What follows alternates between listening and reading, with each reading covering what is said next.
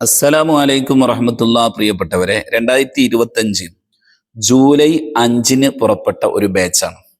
ബഹുമാനപ്പെട്ട കരീം ബാക്കി ഉസ്താദിന്റെ ഉപദേശ നിർദ്ദേശങ്ങൾ നൽകപ്പെടുന്നു. വിനീതനായ അബ്ദുൽ നാസർ യമാനി എന്ന ഞാനാണ് ആ സംഘത്തിന് നേതൃത്വം നൽകിയത്. അൽഹംദുലില്ലാ, രേഖകളും കാര്യങ്ങളൊക്കെ കൈമാറിയതിന് ശേഷം, ചെറിയൊരു പ്രാർത്ഥന നടത്തിയതിന് ശേഷം, ഉപദേശങ്ങളൊക്കെ കൊടുത്തതിന് ശേഷം നാട്ടുകാരോടും കുടുംബങ്ങളോടൊക്കെ യാത്ര പറഞ്ഞ് ഇറങ്ങുകയാണ്. യാത്ര പറഞ്ഞ് ഞങ്ങൾ നേരെ ബോർഡിംഗ് പാസ് എടുക്കാൻ വേണ്ടിയിട്ട് പോവുകയാണ്.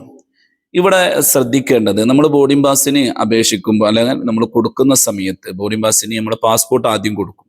ആ സമയത്ത് നമ്മുടെ കൂട്ടുകുടുംബങ്ങൾ, ഇപ്പോൾ ബാപ്പയും മകനും അല്ലെങ്കിൽ ഉമ്മയും മകളുമാണ് യാത്ര പുറപ്പെടുന്നതെങ്കിൽ ഒപ്പം പാസ്പോർട്ട് കൊടുക്കുക. അങ്ങനെ കൊടുത്തു കഴിഞ്ഞാൽ നിങ്ങൾക്ക് ഒരേ സീറ്റ് നിങ്ങൾക്ക് ലഭിക്കും. അങ്ങനെ അൽഹംദുലില്ലാ, കുടുംബങ്ങളിൽപ്പെട്ട ഈ ഒരു നിർദ്ദേശം നൽകിയപ്പോൾ ചില ആളുകളൊക്കെ അങ്ങനെ കൊടുത്തു. അങ്ങനെ ചില ആളുകൾക്ക് ബോർഡിംഗ് പാസ് കിട്ടി, ചില ആളുകൾക്ക് ബോർഡിംഗ് പാസ് കിട്ടിയിട്ടില്ല. ബോർഡിംഗ് പാസ് കിട്ടിയിട്ടില്ല എന്ന് പറഞ്ഞാൽ ബോർഡിംഗ് പാസ് കിട്ടാതെ പിന്നെ എന്താ പറയുക, എമിഗ്രേഷൻ ആ വകുപ്പിലേക്ക് നമ്മൾ എത്തൂല. ഏതിരിക്കട്ടെ, എല്ലാവർക്കും ബോർഡിംഗ് പാസ്സൊക്കെ കിട്ടിയതിന് ശേഷം ഞങ്ങൾ എമിഗ്രേഷനൊക്കെ കഴിഞ്ഞ് ഞങ്ങൾ ഫ്ലൈറ്റ് കാത്തിരിക്കുകയാണ്. ആ സമയത്ത് എല്ലാവരെയും വിളിച്ചു ചേർത്ത് ഉംറയുടെ നിർദ്ദേശങ്ങൾ നൽകുകയാണ്. ഉംറ എന്ന് പറഞ്ഞാൽ ഇഹ്റാമോടുകൂടി, അഥവാ നീയത്ത്, ഉംറയിലേക്ക് ഞാൻ പ്രവേശിക്കുന്നു, അള്ളാഹു താലാക്ക് വേണ്ടി ഉംറയെ ഞാൻ കരുതി എന്ന് പറയലോടുകൂടി ഉംറയിലേക്ക് കടക്കലായി. തുടർന്ന് ഒരുപാട് കാര്യങ്ങൾ, നമുക്ക് അനുവദിക്കപ്പെട്ട സംഗതികൾ പിന്നീട് ഹറാമാകണം.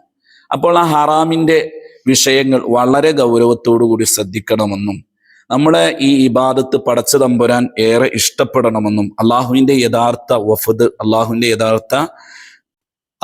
യഥാർത്ഥ വഫദ്, അള്ളാഹുവിന്റെ അതിഥിയായി നമ്മളെ പരിഗണിക്കണമെന്നും, ഇഹ്റാം കഴിഞ്ഞാൽ പിന്നീട് നമുക്ക് ഏറെ മഹത്വമുള്ള ദിക്ർ, അത് തൽബിയത്താണെന്ന നിർദ്ദേശങ്ങളാണ് നൽകുന്നത്. ഫ്ലൈറ്റിൽ നിങ്ങൾ കയറുമ്പോൾ ശ്രദ്ധിക്കേണ്ടത്, അതുപോലെ തന്നെ ഫ്ലൈറ്റിൽ നമുക്ക് പ്രശ്നങ്ങളും വിഷമങ്ങളൊക്കെ വരും. അതിനൊക്കെ നമ്മൾ ആത്മീയമായിട്ട് തരണം ചെയ്യണം. യാത്രയാണല്ലോ, നീണ്ട ഒരു 5 മണിക്കൂർ ഫ്ലൈറ്റ് യാത്ര. അപ്പോൾ ചെറിയ ബുദ്ധിമുട്ടുകളൊക്കെ ഉണ്ടാവും. അതൊക്കെ നമ്മൾ സഹനത്തോടു കൂടി അതിനെ ഏറ്റെടുക്കണമെന്നും, ഇങ്ങനെ അസ്സഫറു ഖിത്അത്തും മിനന്നാർ, നരകത്തിന്റെ ഒരു ഭാഗമാണ് യാത്ര എന്ന നിർദ്ദേശങ്ങളൊക്കെ നൽകി. യാത്രക്കാരന്റെ പ്രാർത്ഥനക്ക് അല്ലാഹു സുബ്ഹാനഹു തആല പെട്ടെന്ന് തന്നെ ഉത്തരം നൽകുമെന്നും, അതുകൊണ്ട് തന്നെ യാത്രയിൽ മുഴുവനും പ്രാർത്ഥനകളും ദിക്റുകളും തൽബിയത്തുമായിട്ട് മുന്നോട്ട് പോകണമെന്ന നിർദ്ദേശത്തോടു കൂടി ഞങ്ങൾ ഫ്ലൈറ്റ് കയറാൻ വേണ്ടി പോവാണ്. ഫ്ലൈറ്റ് കയറാൻ വേണ്ടി ചില ആളുകൾ ആദ്യമായി ഫ്ലൈറ്റ് കയറുന്നവരുണ്ട്, അതുപോലെ തന്നെ 1, 2, 3 പ്രാവശ്യം വന്നവരുണ്ട് പരിശുദ്ധ ഉംറക്ക്. അല്ലാതെ ഫ്ലൈറ്റ് കയറിയവരൊക്കെ ഉണ്ട്. ഏതിരിക്കട്ടെ, പരിശുദ്ധമാക്കപ്പെട്ട ഹറം കാണണം എന്ന ആഗ്രഹത്തോടു കൂടി എല്ലാവരും തൽബിയത്തോടു കൂടിയും അതുപോലെ തന്നെ പരസ്പരം പരിചയപ്പെട്ടിട്ടൊക്കെ ആണുങ്ങളെ ഫ്ലൈറ്റ് കയറാൻ പോകുന്നത്. അങ്ങനെ എല്ലാവരും ഫ്ലൈറ്റിൽ കയറി അൽഹംദുലില്ലാ, വിചാരിച്ചതുപോലെ കുടുംബങ്ങളിൽപ്പെട്ട ആളുകളെ അതാത് സീറ്റുകളിൽ തന്നെ ലഭിച്ചു. ആ ഒരു സന്തോഷത്തോടു കൂടി പോവുകയാണ്. അതിനിടയിൽ തൊട്ടടുത്തുള്ള ഒരു സുഹൃത്തിനെ പരിചയപ്പെട്ടു. അവരോട് എൻ്റെ ഫോട്ടോ ഒന്ന് എടുക്കാൻ പറഞ്ഞു. അങ്ങനെ ഫോട്ടോ എടുത്തതാണ് നിങ്ങൾ കണ്ടത്. അങ്ങനെ ഫ്ലൈറ്റ് ചാലുവായി. ഫ്ലൈറ്റ് പറക്കുന്ന ഒരു രംഗമാണ് നിങ്ങൾ കണ്ടുകൊണ്ടിരിക്കുന്നത്. ഈ ഫ്ലൈറ്റിലുള്ള സമയത്ത് നമ്മളെപ്പോഴും ലഖദ് ജാഅക്കും റസൂലും മിൻ അൻഫുസിഹിം അസീസുൻ അലൈഹി മാ അനിതും ഹരീസുൻ അലൈക്കും ബിൽ മുഅ്മിനീന റഊഫുർ റഹീം ഫഇൻ തവല്ലൗ ഫഖുൽ ഹസ്ബി അല്ലാഹു ലാ ഇലാഹ ഇല്ലാ ഹുവ അലൈഹി തവക്കൽതു വഹുവ റബ്ബുൽ അർശിൽ അലീം എന്ന ദിക്ർ. അത് ഖുർആനിൽപ്പെട്ട ഒരു ആയത്താണ്. അതുപോലെ തന്നെ മഹാനായ ഇദ്രീസ് നബിയുടെ വലിയ ഫാത്തിഹ. മിക്കവാറും ചില ആളുകൾക്കൊക്കെ ഒരു ആശങ്ക ഉണ്ട്. കാരണം മംഗലാപുരം ആ അപകടം, അതുപോലെ തന്നെ ഹൈദരാബാദിലുള്ള അപകടം, അതുപോലെ തൊട്ടടുത്ത ദിവസങ്ങളിലൊക്കെ അപകടങ്ങളൊക്കെ മനസ്സിലുണ്ട്. പക്ഷെ അതൊക്കെ മാറ്റിവെക്കുകയാണ്. കാരണം എന്ത്? പരിശുദ്ധമാക്കപ്പെട്ട ഹറം കാണണം, കഅബാലയം കാണണം, മുത്തു റസൂലുള്ളാഹിന്റെ അരികിൽ ചെല്ലണം, ആ റൗദാൻ ഷരീഫിൽ പോയി 2 റക്അത്ത് നിസ്കരിക്കണം, പച്ചക്കുബ്ബ നോക്കി 1 സ്വലാത്തുകൾ ചെല്ലണം, സലാമുകൾ ചെല്ലണം. ഈ ഒരു ആഗ്രഹത്തോടു കൂടിയാണ് പോകുന്നത്. എല്ലാ വിശ്വാസികളുടെയും മനസ്സിൽ ഞാൻ ഇത്രയും കാലം നിസ്കരിച്ച ആ പരിശുദ്ധ കഅബ ആദ്യമായി കാണുമ്പോൾ എന്താണോ അള്ളാഹുവിനോട് ചോദിക്കുന്നത്, അതിന് അല്ലാഹു സുബ്ഹാനഹു തആല ഉത്തരം നൽകുമെന്നാണ് മഹത്തുക്കളായ മഹാന്മാർ പഠിപ്പിച്ചിട്ടുള്ളത്. ഒരു ഇബാദത്തിന് 1 ലക്ഷം, അതല്ല, മഹാന്മാർ പറഞ്ഞു 10,000 കോടി പ്രതിഫലം. അങ്ങനെ ഫ്ലൈറ്റൊക്കെ ഇറങ്ങി ഞങ്ങൾ യാത്രയിലാണ്. പരിശുദ്ധമാക്കപ്പെട്ട ഹറമിലേക്കുള്ള യാത്ര, കഅബാലയം കാണണമെന്ന ആ ഒരു നിയ്യത്തോടു കൂടിയുള്ള യാത്രയാണ്. തൽബിയത്ത് ചൊല്ലുന്നു, അതുപോലെ തന്നെ ദിക്റുകൾ ചൊല്ലുന്നു, അള്ളാഹുവിനോട് കരങ്ങൾ ഉയർത്തി പടച്ച റബ്ബിനോട് തേടുകയാണ്. ഈ സമയത്ത് എല്ലാവരുടെയും ക്ഷീണം മാറി നല്ല റാഹത്തോടു കൂടി, കാരണം ഹോട്ടലിൽ ചെല്ലുക എന്നല്ല, കഅബത്ത് ചെല്ലുക എന്നുള്ളതാണ് ആഗ്രഹം. അങ്ങനെ എല്ലാവരും അൽഹംദുലില്ലാ അങ്ങനെ രാത്രിയുള്ള യാത്രയായി. സുബഹിക്ക് നിസ്കാരം കഴിഞ്ഞതിന് ശേഷം ഞങ്ങൾ പതുക്കെ ഹറമിലേക്ക് ഇറങ്ങി. പരിശുദ്ധമാക്കപ്പെട്ട ഇഹ്റാം ചെയ്തിരുന്നു എയർപോർട്ടിൽ വെച്ചിട്ട്. പിന്നീട് തുടർന്നുള്ള ത്വവാഫ്, ഉംറയ്ക്ക് ആകെ 5 ഫറളുകളാണുള്ളത്. 1 ഇഹ്റാം ചെയ്യുക, 2 ത്വവാഫ് ചെയ്യുക, 3 സഅയ് ചെയ്യുക, 4 മുടി കളയുക, 5 ഇത് തെർത്തീബായി ചെയ്യുക എന്നുള്ളതാണ്. അങ്ങനെ ത്വവാഫ്, രണ്ടാമത്തെ ഉംറയുടെ ഫറലാവുന്ന ത്വവാഫ് കഴിഞ്ഞതിന് ശേഷം മഖാം ഇബ്രാഹിമിന്റെ പിന്നിൽ വെച്ച് 2 റക്അത്ത് നിസ്കരിക്കുക, അത് കൂലിയുള്ളതാണ്. അതിനുശേഷം ആദ്യമായി കഅബ കണ്ടവരുണ്ട്, അതുപോലെ തന്നെ വർഷങ്ങൾക്ക് ശേഷം കഅബ കണ്ടവരുണ്ട്. അവരൊക്കെ ആത്മാർത്ഥമായി നിസ്കരിക്കുകയും പടച്ച റബ്ബിലേക്ക് കരമുയർത്തി അള്ളാഹുവിനോട് പൊട്ടിക്കരഞ്ഞുകൊണ്ട് അള്ളാഹുവിനോട് ദുആ ചെയ്യണം. അങ്ങനെ ദുആ കഴിഞ്ഞു. ആ ദിവസം അഥവാ ഒരു ബുധനാഴ്ചയായിരുന്നു, പിന്നീട് വെള്ളിയാഴ്ച ദിവസം വന്നു. ആ വെള്ളിയാഴ്ച ജുമാക്ക് കൂടിയ ഒരു രംഗമാണ് നിങ്ങൾ നേരത്തെ കണ്ടത്. പിന്നീട് ആ ദിവസം വെള്ളിയാഴ്ച രാവിലെ ഒരു പ്രത്യേകമായിട്ടുള്ള ഒരു സംഗമം ഞങ്ങൾ റൂമിൽ വെച്ചിരുന്നു. അതാണ് നേരത്തെ നിങ്ങൾ കണ്ടത്. പിന്നീട് ജമാഅത്തിന് പോകുന്ന ആ ഒരു രംഗം, അത് കഴിഞ്ഞതിന് ശേഷം ഞങ്ങൾ വെള്ളിയാഴ്ച അസറിന് ശേഷം മഹദിയായ ആ ഖദീജ ഉമ്മയുടെ അരികിലേക്ക് പോകുന്ന ഒരു രംഗമാണ് നിങ്ങൾ കണ്ടത്. അതിനു മുമ്പ് ജബൽ അബൂ ഖുബൈസ് പർവ്വതം, അതുപോലെ മുത്ത് റസൂലുള്ളാഹി തങ്ങളെ പട്ടിണിക്കിട്ട ആ ഒരു പ്രദേശം, കുടുംബത്തെ അത് ഖദീജ ഉമ്മയുടെ വീട്, ദാറുൽ അർഖം തുടങ്ങിയിട്ടുള്ള സ്ഥലങ്ങളൊക്കെ കണ്ട്, അവിടെ ചരിത്ര സ്ഥലം മസ്തുജ് ഷജറ, ജിന്നി, ഇങ്ങനെയുള്ള സ്ഥലങ്ങളൊക്കെ കണ്ടു. അതിനിടയിൽ കുറച്ച് പ്രാവുകളെ കണ്ടപ്പോൾ ആ പ്രാവുകളെ കൂടെ ഇങ്ങനെ നടക്കുകയും ചെയ്തു. ചുരുക്കം പറയുകയാണെങ്കിൽ അത് കഴിഞ്ഞ് ഞങ്ങൾ ജീറാന യാത്ര, ആ ജീറാന യാത്രയാണ് നിങ്ങൾ കണ്ടുകൊണ്ടിരിക്കുന്നത്. ജബലുർ റഹ്മ, കഴിഞ്ഞ പോക്കിൽ ജബലുർ റഹ്മയിൽ കയറാൻ ഭാഗ്യം ലഭിച്ചില്ലായിരുന്നു. ഇപ്പോൾ അൽഹംദുലില്ലാ ഭാഗ്യം ലഭിച്ചു. ഞങ്ങളെ കൂടെ ഒരു അൽജീരിയക്കാരി ആയ ഒരു ഉംറ, ഒരു ഹാജി ഉണ്ടായിരുന്നു. അവർക്ക് നമ്മുടെ യാത്രയും അതുപോലെ തന്നെ ഞങ്ങളുടെ സംഘത്തെയും വല്ലാതെ ഇഷ്ടപ്പെട്ടു. പിന്നീട് ത്വായിഫിലെ യാത്രയിലും അതുപോലെ തന്നെ തുടർന്നുള്ള യാത്രകളിലൊക്കെ ഞങ്ങളുടെ കൂടെ അവർ സംഗമിച്ചിട്ടുണ്ട് അൽഹംദുലില്ലാ. അങ്ങനെ ജബലുർ റഹ്മയിൽ ആ ഹബീബായ റസൂലുള്ളാഹി സ്വല്ലല്ലാഹു അലൈഹി വസല്ലം തങ്ങൾ ഖുത്ബ ഓതിയത്, അതുപോലെ തന്നെ മുത്ത് റസൂലുള്ളാഹി തങ്ങളുടെ ഖസ്വയെ കുറിച്ചൊക്കെ പറഞ്ഞ് ഞങ്ങൾ പിന്നീട് ആ യാത്ര അവിടെ അവസാനിപ്പിക്കുകയാണ്. ഇപ്പോൾ നിങ്ങൾ കാണുന്നത് പരിശുദ്ധമാക്കപ്പെട്ട ത്വായിഫിലേക്കുള്ള യാത്രയാണ്. ഇത് ചെറിയ ചെറിയ ഭാഗങ്ങളുള്ളൂ, നിങ്ങൾ ക്ഷമിക്കണം ഇൻഷാ അല്ലാഹ് വീഡിയോ കാണുന്നവർ. പിന്നെ അങ്ങനെ നിങ്ങൾ ത്വായിഫിലേക്കുള്ള നീണ്ട യാത്ര. അങ്ങനെ ത്വായിഫിൽ ഞങ്ങൾ എത്തി. ഇബ്നു അബ്ബാസ് റളിയല്ലാഹുവിന്റെ ഖബർ സിയാറത്ത് ചെയ്തു. ചരിത്ര സ്ഥലങ്ങളൊക്കെ സന്ദർശിച്ചു. ഈ ചരിത്ര സ്ഥലങ്ങൾ സന്ദർശിക്കുന്നതിനിടയിൽ നമ്മളുടെ മലബാറുകാരനായ ബഹുമാനപ്പെട്ട ഉമർ ഖാദി റളിയല്ലാഹു അൻഹു, കാരൻ എന്ന് പറയാൻ പാടില്ല, ഉമർ ഖാദി അവര് നിർമ്മിച്ച പള്ളി, അതുമായി ബന്ധപ്പെട്ട രസകരമായിട്ടുള്ളൊരു സംഭവം ഞാൻ എൻ്റെ ഹാജിമാരോട് പറഞ്ഞു കൊടുക്കുകയുണ്ടായി. ഉമർ ഖാദി തങ്ങൾക്ക് ഒരു പരിപാടി ഉണ്ട്. ആരെങ്കിലും ദ്വാരക്കാൻ പറഞ്ഞാൽ പൈസ വാങ്ങും. അതുപോലെ തന്നെ പ്രതിസന്ധി, ഒരു വിഷമം എന്ന് പറഞ്ഞാൽ പൈസ വാങ്ങും. ഇത് ബൈത്താൻ മുസ്ലിയാർ എന്ന് പറയപ്പെടുന്ന ഉമർ ഖാദി തങ്ങളുടെ കൂട്ടുകാരൻ, രണ്ടുപേരും ബഹുമാനപ്പെട്ട മമ്പുറം തങ്ങളുടെ ശിഷ്യന്മാരാണ്. ബൈത്താൻ മുസ്ലിയാർ മമ്പുറം തങ്ങളോട് പോയിട്ട് പറഞ്ഞു, സാറേ ഉമർ ഇങ്ങനെ ആൾക്കാരത്തു നിന്ന് പൈസ വാങ്ങിയിട്ട് അത് വരക്കുന്നത്. അപ്പോൾ ബഹുമാനപ്പെട്ട മമ്പുറം തങ്ങൾ പറഞ്ഞു, നിങ്ങളൊരു കാര്യം ചെയ്യും, നിങ്ങളൊന്ന് ഹജ്ജിന് അടുത്ത വർഷം അഥവാ വരുന്ന വർഷം പോകണം എന്നാണ്. പോയാൽ മാത്രം പോരാ, ചുറ്റുപാട് സ്ഥലങ്ങളൊക്കെ ഒന്ന് സന്ദർശിച്ച് നല്ല റാഹത്തോടു കൂടി വരണം. അങ്ങനെ ത്വായിഫ് യാത്രയിൽ ബഹുമാനപ്പെട്ട ഉമർ ഖാദി നിർമ്മിച്ച ആ സ്ഥലത്ത് പള്ളി നിർമ്മിക്കുന്നത് കണ്ടു. അപ്പോൾ ബൈത്താൻ മുസ്ലിയാർ ചോദിച്ചു, ഇതാരാണ്, എങ്ങനെയാണ്, എന്താണ് വിഷയങ്ങൾ ആ നാട്ടുകാരോട് ചോദിച്ചപ്പോൾ പറഞ്ഞു, ഇത് പിന്നെ ഇന്ത്യക്കാരനായ ഉമർ എന്ന് പറയപ്പെടുന്ന ആൾ നിർമ്മിക്കുകയാണ്. അപ്പോൾ ബൈത്താൻ മുസ്ലിയാർക്ക് മനസ്സിലായി ഉമർ ഖാദി ആ പൈസ വാങ്ങുന്നത് ഇവിടെ പള്ളി നിർമ്മിക്കാനാണ്. അങ്ങനെ ഹജ്ജും കാര്യങ്ങളും കർമ്മങ്ങളൊക്കെ കഴിഞ്ഞതിന് ശേഷം, ഹജ്ജൊക്കെ കഴിഞ്ഞതിന് ശേഷം ബഹുമാനപ്പെട്ട മമ്പുറം തങ്ങളെ കാണാൻ വേണ്ടി പോയപ്പോൾ മമ്പുറം തങ്ങൾ പറഞ്ഞു, ബൈത്താനെ എൻ്റെ ശൈത്താൻ പോയില്ലേ.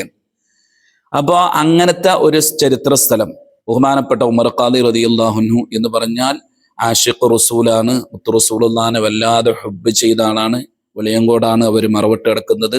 പറ്റുന്നവരൊക്കെ അവരുടെ മഖാമ് സിയാറത്ത് ചെയ്യുക. വലിയ ഒരു പുണ്യമാണ്. അള്ളാഹു സുബ്ഹാനഹു വതആല അവരോടുകൂടെ നമുക്ക് പടച്ച റബ്ബ് സ്വർഗം നൽകി അനുഗ്രഹിക്കട്ടെ. ആ ഒരു രസകരമായിട്ടുള്ള ചരിത്രം ഞാൻ എൻ്റെ ഹാജിമാരോട് പങ്കുവെച്ചപ്പോൾ അവർ വളരെ കൗതുകത്തോടുകൂടി, ഇഷ്ടത്തോടുകൂടി, ഇമ്പത്തോടുകൂടിയാണ് അവരത് കേട്ടത്. അതുപോലെ തന്നെ ബഹുമാനപ്പെട്ടവരുടെ കറാമത്തുകൾ വേറെയും ചർച്ച ചെയ്ത് സംസാരിച്ചു. അങ്ങനെ തുടർന്നുള്ള യാത്രയാണ്. മനോഹരമായ കാഴ്ച. ത്വായിഫ് എന്ന് പറഞ്ഞാൽ ഒരു പച്ചലകൾ, പച്ചപ്പ് കൊണ്ട് ഒരു അനുഗ്രഹീതമായ നാടാണ്. അങ്ങനത്തെ ഒരു നാടാണ് ത്വായിഫ്. അങ്ങനെ യാത്രയുടെ ഇടയിൽ ബഹുമാനപ്പെട്ട ഇബ്നു അബ്ബാസ് റളിയല്ലാഹുവിന്റെ അവിടെ ബഹുമാനപ്പെട്ടവരെ മറവ് ചെയ്ത സ്ഥലത്താണ് ഈ പള്ളി. മനോഹരമായ പള്ളിയാണ്. അങ്ങനെ ആ പള്ളി 2 റക്അത്ത് നിസ്കാരമൊക്കെ കഴിഞ്ഞതിന് ശേഷം ബഹുമാനപ്പെട്ടവരെ മറമാടിയിട്ടുള്ള ആ മഖ്ബറ ഷരീഫ് സിയാറത്ത് ചെയ്തു. അവിടെ തന്നെ ഒരുപാട് മഹാന്മാരുണ്ട് എന്ന് ചില ഉസ്താദന്മാരൊക്കെ പറയുന്നത് കേട്ടിട്ടുണ്ട്. അവരൊക്കെ സലാം പറഞ്ഞതിന് ശേഷം ഞങ്ങൾ പിന്നീട് യാത്ര പുറപ്പെടുകയാണ്. പിന്നെ പിറ്റേ ദിവസം ഞങ്ങൾ ഹുദൈബിയയിലേക്കുള്ള യാത്രയാണ്. വണ്ടിന്റെ ടയർ കണ്ട നിങ്ങൾ ഇതുപോലെ കെട്ടി ആളുകളൊക്കെ പേടിച്ചു, പഠിച്ചോനെ എങ്ങോട്ടത് കൊണ്ടുപോവുക, അങ്ങനെ ഒരു ആശങ്കയും കാര്യങ്ങളൊക്കെ ഉണ്ടായിരുന്നു. പക്ഷെ കുഴപ്പങ്ങളൊന്നുമില്ല. ഞങ്ങൾ അങ്ങനെ ഹുദൈബിയയിലെത്തി. ഹുദൈബിയയിൽ എത്തുന്നതിന് മുമ്പ് ബസ്സിന് ചെറിയ കംപ്ലൈന്റ്, താന്നിങ്ങനെ പോവുക. അപ്പൊ എന്താണത് സംഭവിച്ചത് എന്ന് ഡ്രൈവറോട് ചോദിച്ചപ്പോൾ നോ പ്രോബ്ലം, പ്രശ്നമാക്കണ്ട എന്ന് പറഞ്ഞു. അങ്ങനെ ഞങ്ങൾ ആദ്യമായി എത്തിയത് ഹുദൈബിയ ആ സന്ധ്യ നടന്ന സ്ഥലം എത്തിയപ്പോൾ ഒരു മനോഹരമായ ഗാനം കേട്ടു. അത് ഞാൻ ഇതിൽ ചേർക്കുന്നുണ്ട്.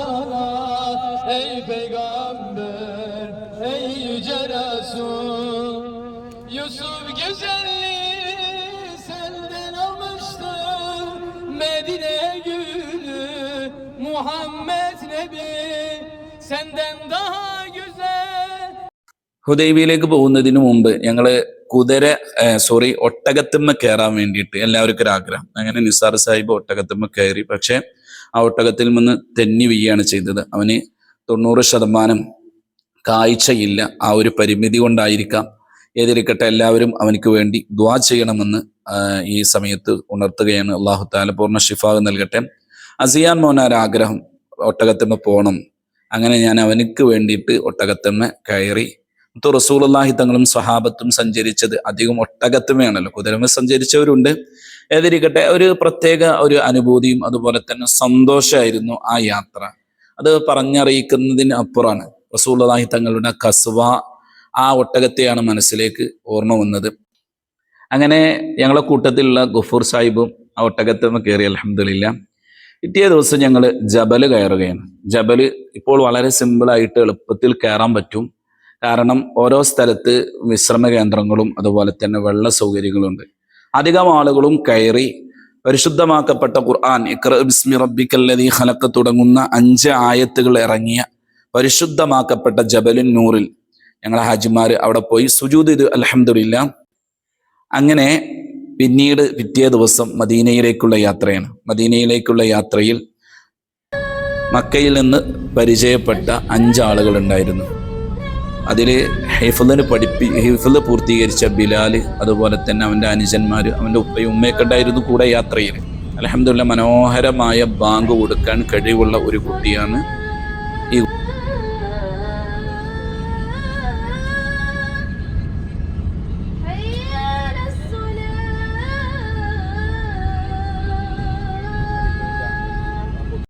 തുടർന്ന് അവന്റെ ജ്യേഷ്ഠൻ മനോഹരമായ ഒരു ഗാനം ബിലാല് പാടുന്നു.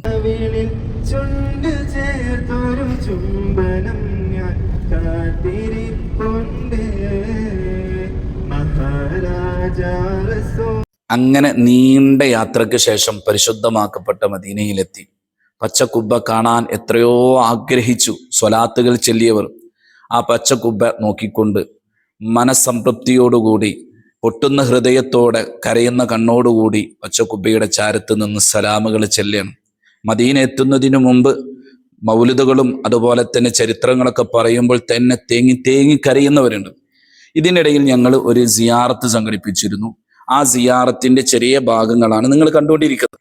ഈ ഭാഗത്ത് ഹബീബായ റസൂലുള്ളാഹി സ്വല്ലല്ലാഹു അലൈഹി വസല്ലം തങ്ങൾ ഉഹദിന്റെ സമയത്ത് നിബിതങ്ങൾ വിശ്രമിച്ച സ്ഥലമാണ്. ഇവിടെ പോയി എന്തോ ഒരു സുഗന്ധാന്നറിയോ, എന്താണെന്നറിയില്ല. അതിൻ്റെ ആ ചരിത്ര വിഷയമാണ് ഞാൻ ഹാജിമാർക്ക് പറഞ്ഞു കൊടുക്കുന്നത്. അവിടെ പോയി ആ റസൂലുള്ളാഹി തങ്ങൾ തലവെച്ചിട്ടുള്ള ആ സ്ഥലം, നബി തങ്ങളുടെ വിയർപ്പ് കൊണ്ടിട്ടുള്ള ആ സ്ഥലം വളരെ സുഗന്ധം. ഇപ്പോഴും ആ സുഗന്ധം സ്വലാത്ത് ചൊല്ലിയാൽ ഒന്നും കൂടി നമുക്ക് ആസ്വദിച്ച് മനസ്സിലാക്കാൻ കഴിയും. അങ്ങനെ റസൂലുള്ളാഹി തങ്ങളെ ബഹുമാനപ്പെട്ട ത്വൽഹ റളിയല്ലാഹു അൻഹു കൊണ്ടുപോയി കിടത്തിയ സ്ഥലമാണ്. ഉഹുദിൽ നബി സല്ലല്ലാഹു അലൈഹി വസല്ലം തങ്ങൾ ഒറ്റപ്പെട്ടല്ലോ. ആ സമയത്ത് ഹബീബായ റസൂലുള്ളാഹി തങ്ങളെ ത്വൽഹ റളിയല്ലാഹു അൻഹു ശത്രുക്കളിൽ നിന്ന് രക്ഷപ്പെടുത്തി ഇവിടെയാണ് കൊണ്ടുവന്ന് കിടത്തിയത്. ഈ ഗുഹയിലേക്ക് കയറുമ്പോൾ, ഈ പറയപ്പെട്ട ഈ സ്ഥലത്തേക്ക് കയറുമ്പോൾ സ്വലാത്ത് ചൊല്ലുമ്പോൾ എന്തോ ഒരു സുഗന്ധാന്നറിയോ. എൻ്റെ കൂട്ടത്തിൽ വന്ന ഹാജിമാർ പലർക്കും ഈ ഒരു അനുഭൂതി അവർക്ക് ആസ്വദിക്കാൻ കഴിഞ്ഞു. പലരും പറഞ്ഞു, ഉസ്താദെ അത്തർ തേച്ചതാണ്. ഒരിക്കലും അല്ല. അവിടൊക്കെ വന്ന് അത്തർ തേക്കേണ്ട ആവശ്യമുണ്ടോ ജനങ്ങൾക്ക്? ഏതിരിക്കട്ടെ, ആ ഒരു പുണ്യമാക്കപ്പെട്ട സ്ഥലത്ത് എത്തിപ്പെട്ടു. അൽഹംദുലില്ലാ. തുടർന്ന് നബി സല്ലല്ലാഹു അലൈഹി വസല്ലം തങ്ങൾ ദീർഘനേരം സുജൂദ് ചെയ്ത സ്ഥലം ഉഹുദ് പർവ്വതാണ്. ഇത് സ്വർഗത്തിലെ തൂണാണ്, സ്വർഗത്തിന്റെ കവാടമാണ്. ഞാൻ ഉഹുദിനെ ഇഷ്ടപ്പെടുന്നു, അതുകൊണ്ട് നിങ്ങളും ഇഷ്ടപ്പെടുക എന്ന് പറയപ്പെട്ട അനുഗ്രഹീതമായ മല ഉഹുദ്. ആ ഉഹുദിൽ ആളുകളൊക്കെ, ഹാജിമാരൊക്കെ ആദ്യം ഒരു മടി ഉണ്ടായിരുന്നു. പക്ഷെ ഞാൻ ഒന്നും നോക്കിയില്ല, ഞാൻ തന്നെ മുമ്പോട്ട് നിന്നു. അവിടെ എത്തിയപ്പോൾ റസൂലുള്ളാഹി തങ്ങൾ സുജൂദ് ചെയ്ത സ്ഥലത്ത് ഉഫറാക്ക് ഒന്ന് ഇരുന്ന് ഒരു സെൽഫിയൊക്കെ എടുക്കുന്നുണ്ട്. അവിടെ ചെറിയൊരു പ്രാർത്ഥന നടത്തി. പ്രത്യേകം എൻ്റെ സ്നേഹിതൻ റസാഖിന് വേണ്ടിയിട്ടൊക്കെ ഒരു പ്രാർത്ഥന, അവൻ്റെ പെങ്ങളെ കുട്ടിക്ക് സുഖമില്ലായിരുന്നു, അപ്പൊ അവർക്ക് വേണ്ടിയിട്ടൊക്കെ പ്രാർത്ഥന നടത്തി. അൽഹംദുലില്ലാ. പിന്നെ ഞങ്ങൾ സൽമാനുൽ ഫാരിസ് റളിയല്ലാഹു അൻഹു ഇതിനെ മോചിപ്പിച്ച ഒരു തോട്ടുണ്ട്. ചരിത്രം വിശാലമാണ്. സൽമാനുൽ ഫാരിസ് റളിയല്ലാഹു അൻഹു ജൂതന്റെ കരങ്ങളിലായിരുന്നു. അവിടുന്ന് രക്ഷപ്പെടാൻ റസൂലുള്ളാഹി തങ്ങളോട് യാചിക്കുന്ന സമയത്ത് നബി സല്ലല്ലാഹു അലൈഹി വസല്ലം തങ്ങൾ സ്വന്തമായി ഈത്തപ്പഴം നട്ടൊരു സ്ഥലമാണത്. പിന്നെ എൻ്റെ പ്രിയ സ്നേഹിതൻ സൈനുൽ ആബിദീൻ അന്ന് രാത്രി നല്ല ചോറും അതുപോലെ തന്നെ നല്ല അടിപൊളി മീനും വാങ്ങി തന്നു. അൽഹംദുലില്ലാ. അള്ളാഹു ബർക്കത്ത് ചെയ്യട്ടെ. തുടർന്ന് ഹബീബായ റസൂലുള്ളാഹി തങ്ങളോട് അവസാനത്തെ ഒരു യാത്ര, ഇനിയും വരണമെന്ന ആഗ്രഹത്തോടു കൂടിയുള്ള ഒരു യാത്ര പറച്ചിലാണ്. അത് വല്ലാത്തൊരു, ആ സലാം പറഞ്ഞ് മദീനയിൽ നിന്ന് പിരിയുന്ന ഒരു